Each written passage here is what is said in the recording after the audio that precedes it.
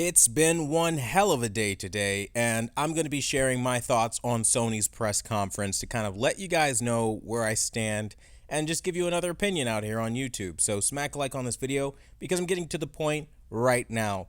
So I thought the press conference was okay. Some people gave it the rating of great, fantastic, mind-blowing, good, whatever you can call it. It was just okay for me. Now, that's a personal opinion. You might disagree, and that's totally fine. But here's why I say that the Sony press conference was just okay.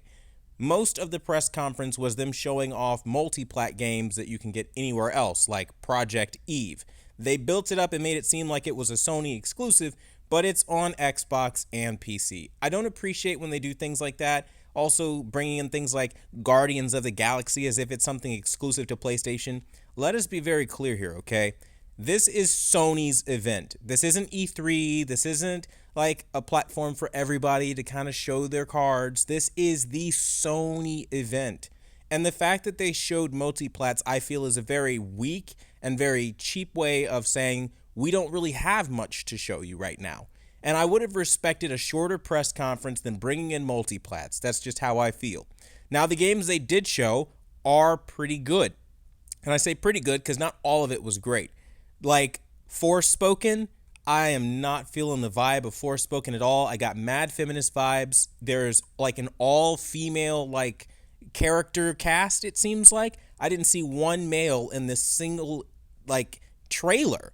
And it really felt like it was just like an anti-guy game. And so even though the concept did look really cool, you get powers and you start doing cool stuff, I was really disenchanted by the very obvious anti-male sentiments in the trailer. Now, this is something that most average people, I suppose, just mindlessly watching the trailer would never pick up on. But me expecting Sony to do something political at every second of every day, I'm kind of on the fence with them now because I know that that's a behavior that they have. So this kind of seemed like a lot of that. So I was really kind of put off of Forspoken. But I did think the concept was cool.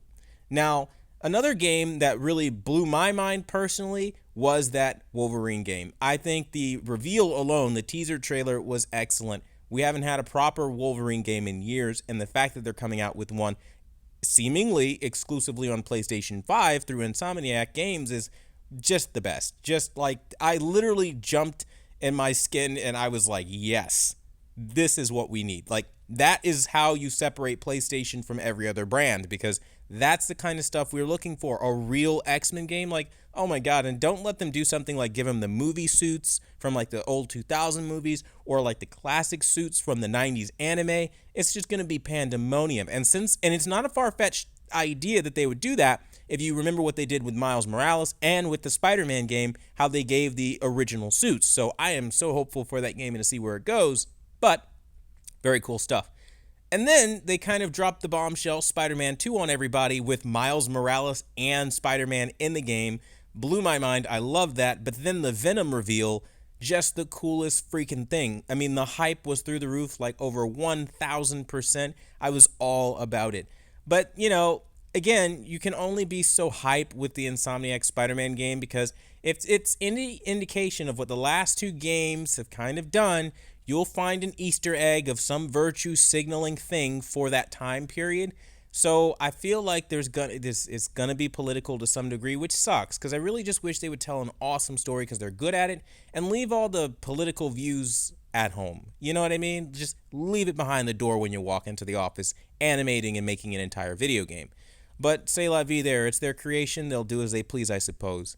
But I am excited for it either way. Now, another thing that I was really excited for that maybe like might not be a big deal to some people was Ragnarok.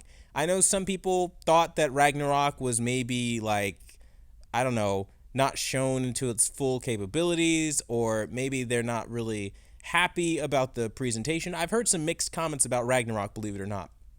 I personally thought it was really interesting because it shows that they're continuing with Atreus' growth and development, and he doesn't just jump straight to an adult.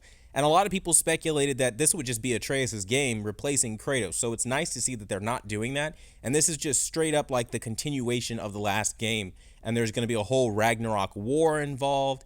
You know, that part is really cool.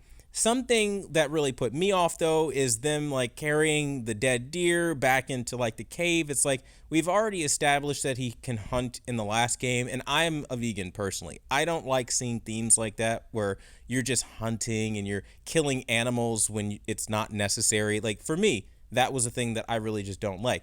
Now, again, I'm not here to preach to you about your dietary habits, so before you hit the dislike button or whatever the case may be, understand that this is just something that I personally don't agree with, and seeing mutilated animals aren't really my thing. So, for me, that kind of put me out of it, but I did like the look of the game and the vibe. The big giant in the trailer towards the end was really cool. They had some great moments, they really did. And I think if they can build upon the last game and they can tell an awesome story, then they'll be, again, right back where people expected them to be. Now, some people thought that the Gran Turismo trailer was a big reveal. I don't consider it a big reveal. It actually looked extremely boring and very similar to the motorsport, or not the motorsport, the Gran Turismo sport game that they have. I feel like it's basically the 2.0 version of that with like slightly better graphics maybe, but I don't know. I really wasn't in the mood for that. And I'm sorry, maybe I'm just an Xbot when it comes to Forza, but nothing is beating Forza Horizon 5 right now. Like that is the racing game of the year, and anyone that tells me otherwise is crazy. We can literally drive through sandstorms and there's a volcano. Like, are you serious? Like, that's so freaking cool. So yeah, obviously I'm super stoked and hype about that. But then, of course, there's some of the other stuff that maybe will come down the road that we're like all hopeful for. Like the Horizon Forbidden West gameplay that we didn't get to see. We only saw like the same gameplay again. So there's nothing new on that front, which was really disappointing. And I feel like moments like that really kind of killed the performance a little bit for me. So that's why I say it's just an okay performance, but there were definitely high points.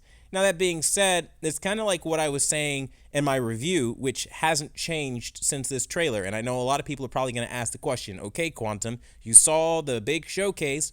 How do you feel now? I still feel the same as in my review. Sony's got a lot of bugs and glitches they need to fix. They won't even address it publicly or mention it out loud. On top of the fact that they still have a lot of politics in their games.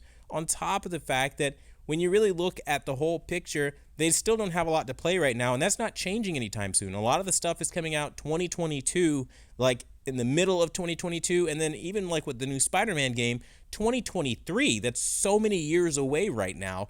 I mean, like, the world could be a very different place in just a short period of time. I mean, seriously, we don't know where we'll be back in that time period. So to wait that long for that, I think is stupid.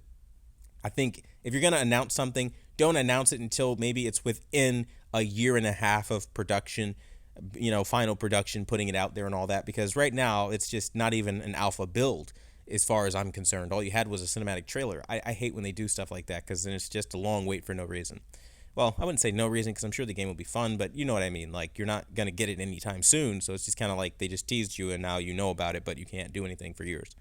So that's where I sit with this whole thing, but I'd love to hear what you guys have to say about it. Did you like the press conference that they had for the showcase of the PS5 games / multiplats, or are you feeling another way about it?